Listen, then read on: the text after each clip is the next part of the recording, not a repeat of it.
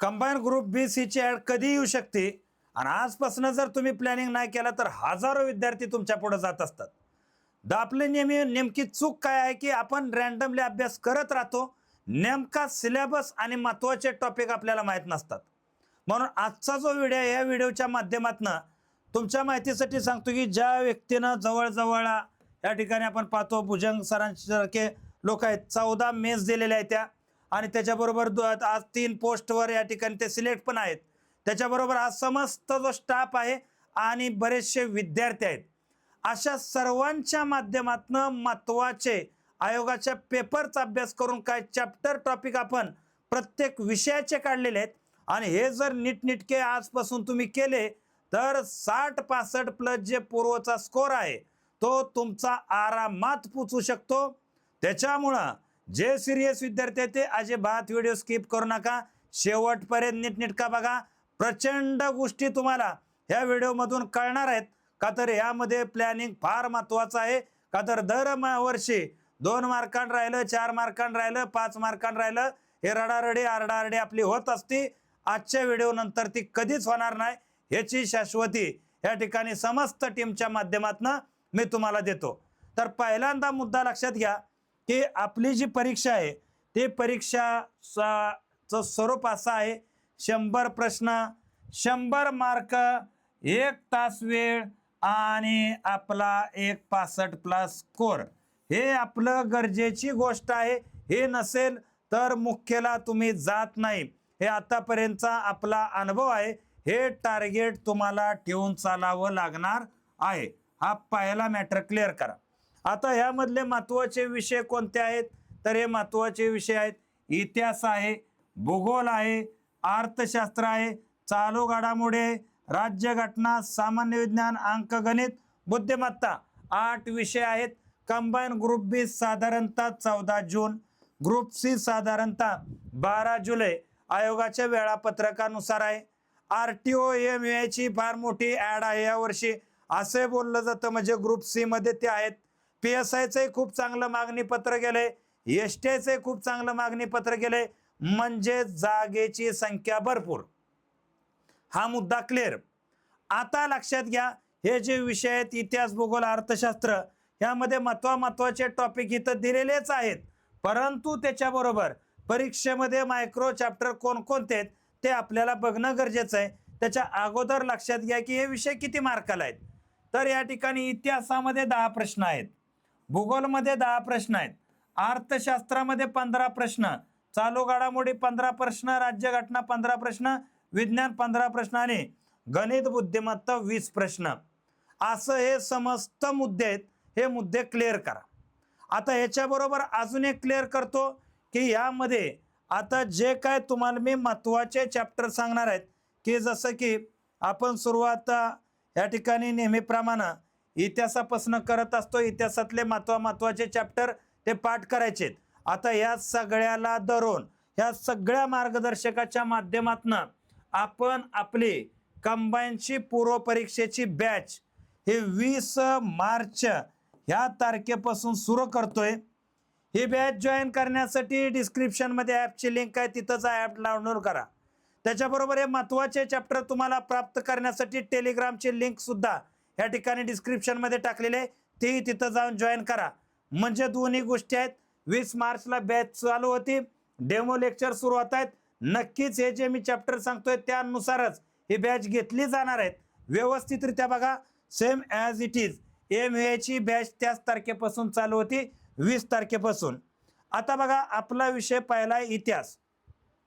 इतिहासामध्ये जे 10 प्रश्न आहेत ह्या 10 प्रश्नाचं सर्वसाधारणतः डिस्ट्रीब्युशन आतापर्यंत असं दिसतं की 5 प्रश्नाचे जे आसपास प्रश्न आहेत, कधी 4, कधी 5, कधी 6, हे समाज सुधारकावरती विचारतात. 5 प्रश्न जे आहेत ते राजकीय, कधी 4, कधी 5, कधी 6, हे 5 प्रश्न कशावर? राजकीय. आता या राजकीयमध्ये जर तुम्ही पाहायचं झालं तर या ठिकाणी जर महत्त्वाच्या काय गोष्टी पाहिल्या तर हे चॅप्टर राजकीयमध्ये महत्त्वाचे आहेत. त्याच्या अगोदर समाज सुधारणेच्या बद्दल तुम्हाला सांगतो की समाज सुधारक हा जो मुद्दा आहे, समाज सुधारणा, त्यांनी केलेलं प्रबोधन, ह्या ज्या गोष्टी आहेत ह्या गोष्टी तुम्हाला 11वीच्या जे जुनं इतिहासाचं पुस्तक आहे हे आपल्या टेलिग्रामवरती आहेत आणि ह्याच्यामध्ये टोटल 18 समाज सुधारक आहेत. किती? 18. आणि 18 समाज सुधारकामध्ये जवळजवळ 7 महिला समाज सुधारक आहेत आणि बाकीचे पुरुष समाज सुधारक आहेत. ह्यांच्याबद्दलची इन्फॉर्मेशन 11वीच्या पुस्तकातून घ्या, का तर त्या समाज सुधारकावरती फिरून फारून प्रश्न आपण पाहायला मिळतात. म्हणजे जसं की महात्मा फुले ह्यांच्याशी रिलेटेड आपण पाहतो की म्हणजे नारायण लोखंडे, बरोबर आहे ना, कृष्णाजी बालेराव, अशा प्रकारे म्हणजे त्याच रिलेटेड गोष्टी असतात. त्याच रिलेटेड कामगार संघटना, आयटक वगैरे ह्या संघटना, म्हणजे हे जे महत्त्वाचे समाज सुधारक आहेत त्यांच्याच रिलेटेड जे समाज सुधारक आहेत ते विचारले जातात.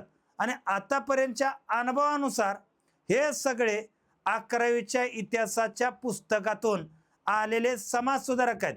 हा मान्य आहे की सगळ्या फॅक्ट्स त्या 11वीच्या इतिहासाच्या पुस्तकात नाहीत, पण ते समाज सुधारक घ्यायचे आणि ते समाज सुधारका रिलेटेडची जी इन्फॉर्मेशन एखाद्या मोठ्या पुस्तकात आहेत, जसं की महात्मा फुलेंच्या रिलेटेड 11वीच्या इतिहासात एवढं माहिती नाही, परंतु त्यांची पूर्ण माहिती गाठाळमध्ये आहे, तर व्यवस्थितरित्या ते वाचायचं. की त्यानंतर भाऊदाजी लाड आहेत त्यांच्या संदर्भातली A to Z इन्फॉर्मेशन तुम्ही वाचायची. म्हणजे फोकस 18 समाज सुधारक करायचे, ते नेमके कोणते आहेत ते 11वीच्या इतिहासाच्या पुस्तकाच्या माध्यमातून कळतं. ते करून घ्या, तिथून तुमचे 3-4 प्रश्न नक्कीच क्लिअर होतात पुरुष आणि स्त्री समाज सुधारकांची. त्याच्याबरोबर 1857 पूर्वीचे महत्वाचे 3 उठाव, एक कोळ्याचा, एक भिल्लांचा आणि एक रामोशांचा, हे 3 उठाव व्यवस्थितरित्या करून ठेवा.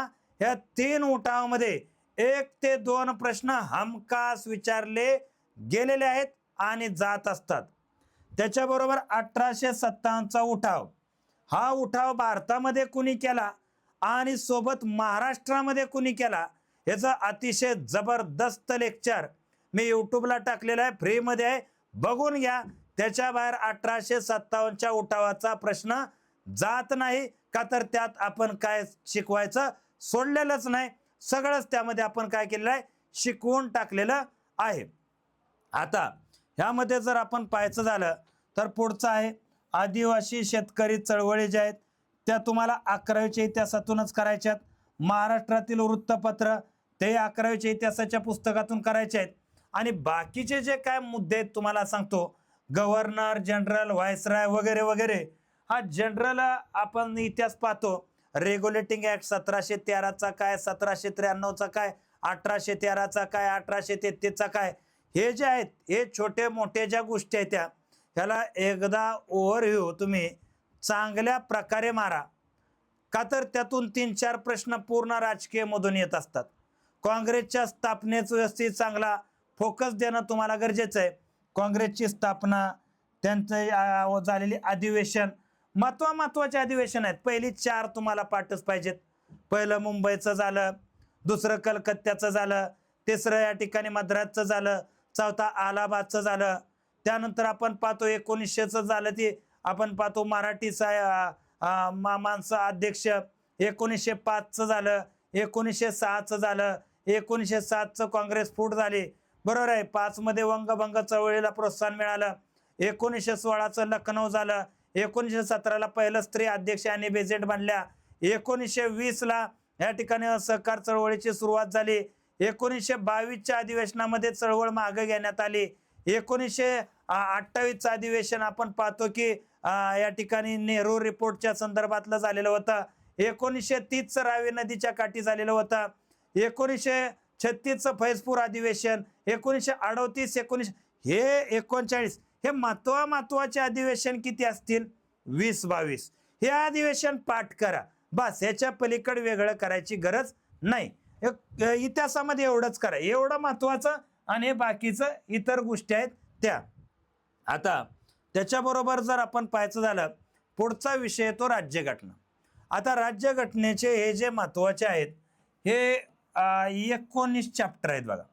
आता 19 चॅप्टर मधले जर तुम्हाला पाहायचं झालं 15 प्रश्नापैकी ह्या 19 चॅप्टरमध्ये जर आपण विचार केला ना, तर पहिल्या या ठिकाणी जवळजवळ 10 चॅप्टरमध्ये हे 10 प्रश्न येण्याचा इतिहास आहे. सगळ्यात अति महत्वाचा चॅप्टर, हे 10 चॅप्टर पाठ करा. 10 प्रश्न कुठे गेले नाहीत. घटनेची निर्मिती आणि वैशिष्ट्य टेलिग्रामला हे टाकणार आहे, बघून घ्या. मूलभूत हक्क, प्रस्तावना अर्थात ज्याला आपण उद्देश पत्रिका म्हणतो ते, संघराज्य राज्यक्षेत्र, राष्ट्रपती उपराष्ट्रपती, संसद, सर्वोच्च न्यायालय उच्च न्यायालय, विधिमंडळ, महान्यायवादी आणि महाधिवक्ता, हे 10 चॅप्टर पाठ करा. हे 10 पाठ करताना ह्याच्यावर आयोगानं आतापर्यंत आलेले सगळे प्रिव्हियस इयर क्वेश्चन सोडवा, तुम्हाला त्याचा बेनिफिट होतो, नक्की बेनिफिट होतो. आता या ठिकाणी बघा, त्यानंतर आहे केंद्र राज्य संबंध, राज्यपाल, मुख्यमंत्री, अनुसूची, घटनात्मक आयोग, घटना दुरुस्त्या, महत्वाची कलमा, लोकपाल, पंचायत राज. आता बघा या ठिकाणी विशेष राज्याचा दर्जा, भाषिक आयोग, बरोबर. म्हणजे एखाद्या पॉलिटीच्या पुस्तकात खूप काय दिलेलं आहे, त्यातले फक्त 19 चॅप्टर करा पहिले. हे पहिले 19 चॅप्टर लिहून काढा. अगोदर हे चॅप्टर करा. हे चॅप्टर करत करत त्याचे PYQ करा. तुम्हाला याचा भरपूर मोठा जो आहे तो फायदा इथं होत असतो. आता जर आपण पाहायचं झालं भूगोल, आता भूगोलमध्ये जर 10 प्रश्न आपण पाहायचे झाले तर 6-7 प्रश्न हे महाराष्ट्रावर पडतात. त्यामध्ये मॅक्सिमम 1 महाराष्ट्राची लोकसंख्या, महाराष्ट्राचा हवामान, महाराष्ट्राची खनिज संपत्ती, प्राकृतिक भूगोल, बरोबर आहे. कोकण कुठं, घाट कुठं, खोरं कुठं, या ठिकाणी आपण पाहतो की उंच शिखर वगैरे, ह्याला प्राकृतिक भूगोल आपण म्हणतो, बरोबर आहे. आपण हरिश्चंद्र बालाघाट डोंगररांग कुठं, महादेव डोंगररांग कुठं, हे प्राकृतिक भूगोलचा भाग झाला. तदनंतर ऊर्जा साधनं, पूर्ण आपण पूर्व विदर्भाचा अभ्यास इथं करून घेतो. नदी प्रणाली, अतिशय महत्वाचा चॅप्टर, डेफिनेट क्वेश्चन. मृदा, बरोबर आहे, 4-5 प्रकारची मृदा महाराष्ट्रात आढळते.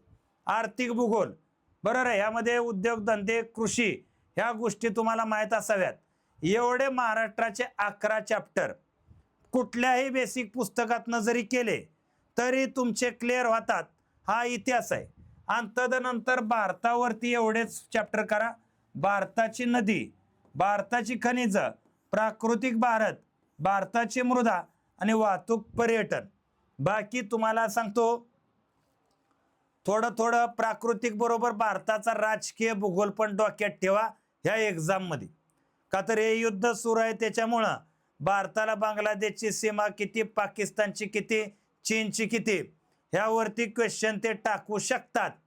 त्याच्यामुळं आतापर्यंत नसेल टाकला, 1-2 परीक्षेला आला पण आहे, परंतु इथून पुढे डेफिनेट येऊ शकतो. त्यामुळे भारताच्या आसपासचा प्राकृतिक भूगोल, समुद्र वगैरे किती आहे हे तुम्हाला पाहणं गरजेचं आहे. तदनंतर महत्वाचा विषय जो आहे या ठिकाणी आपण पाहतो जसं की अर्थशास्त्र. अर्थशास्त्रामध्ये तुमच्या माहितीसाठी सांगतो, इतका सोपी पद्धत आहे.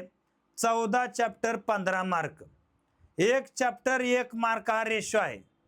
कृषी उद्योग सेवा 1 प्रश्न डेफिनेट, पंचवार्षिक योजना 1 प्रश्न डेफिनेट, महत्वाच्या योजना कार्यक्रम करंटच्या 1 चॅप्टर 1 क्वेश्चन येतोच.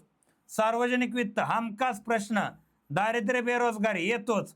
राष्ट्रीय उत्पन्न हा कधी येतो कधी येत नाही, परंतु तयारी राहू द्या. चलनवाढ येतोच.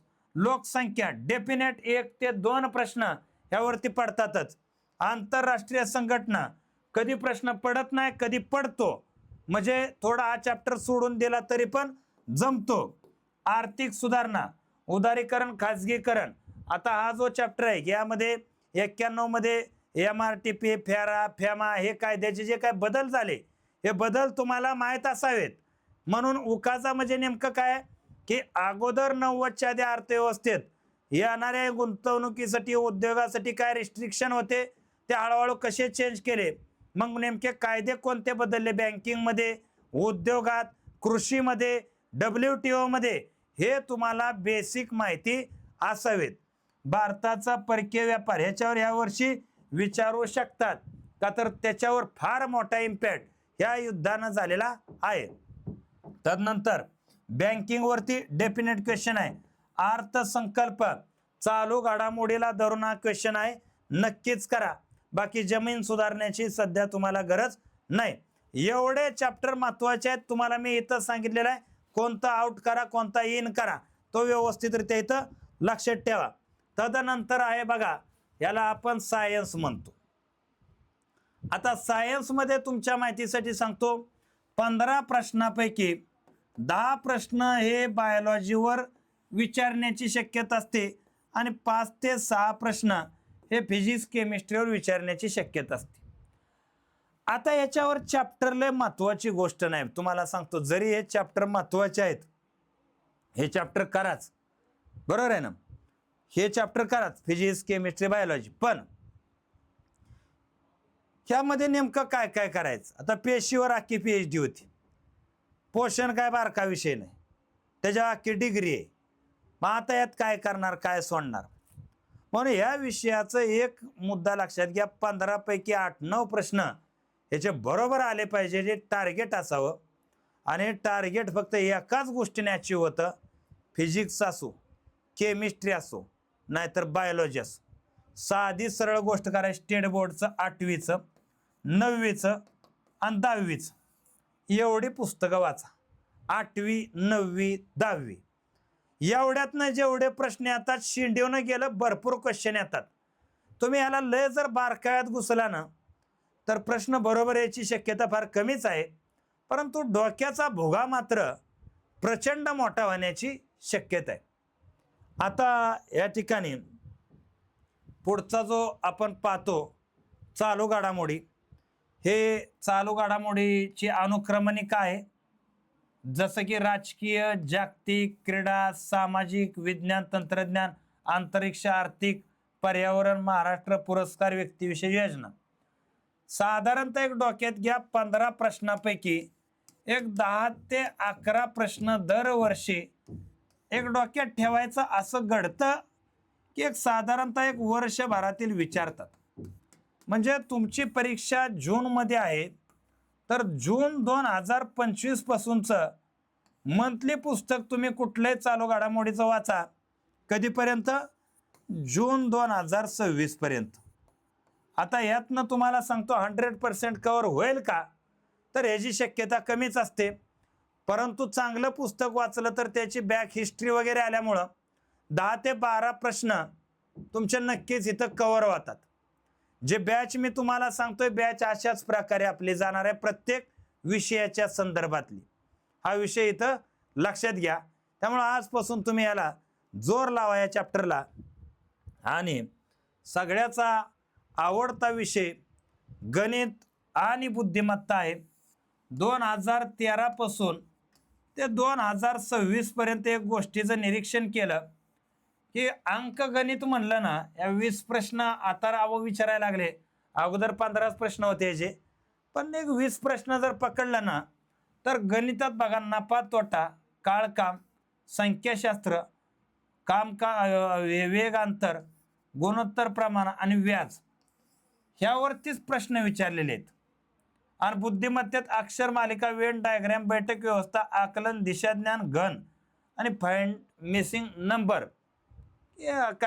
मिसिंग नंबर ह्यावरती क्वेश्चन विचारलेले. ह्याच्यासाठी साधी सरळ ट्रिक्स वापरा. हे 2013चे पेपर सोडवा 2026 पर्यंत, बस. याच्या व्यतिरिक्त इतर चॅप्टर विचारत नाहीत, ही गोष्ट लक्षात घ्या. आता जे तुम्हाला मी सांगितलं, या चॅप्टरवरती फोकस करणं गरजेचं आहे. हे अत्यंत पापट पसारा करण्यापेक्षा हे चॅप्टर याच्यावरचे PYQ केले तर तुमचा भरपूर मोठा फायदा होतो. आणि हे सगळं तुम्हाला ह्या बॅचच्या माध्यमातून आपण चालू करतोय 20 एप्रिलपासून, 20 मार्चपासून. ही बॅच जॉईन करण्यासाठी फीज पण लय किरकोळ ठेवली, तुम्हाला सांगतो. पूर्वच्या पण 2499 आहे आणि 7038 155 255 ह्यावरती कॉल करा काय अडचण आली तर. हे ॲप आहे, हे ॲप पण डाउनलोड करून ठेवा मोबाईलमध्ये. का तर याच्यावरती PYQ वगैरे ॲपमध्ये तुम्हाला पाहायला मिळतील, फ्रीमध्ये काय विषय राहणार नाही. चालेल, तर हे लेक्चर तुमच्या चांगलं लक्षात आलेलं असावं अशी अपेक्षा व्यक्त करतो. नाही तर मी थांबतो. जय हिंद, जय महाराष्ट्र.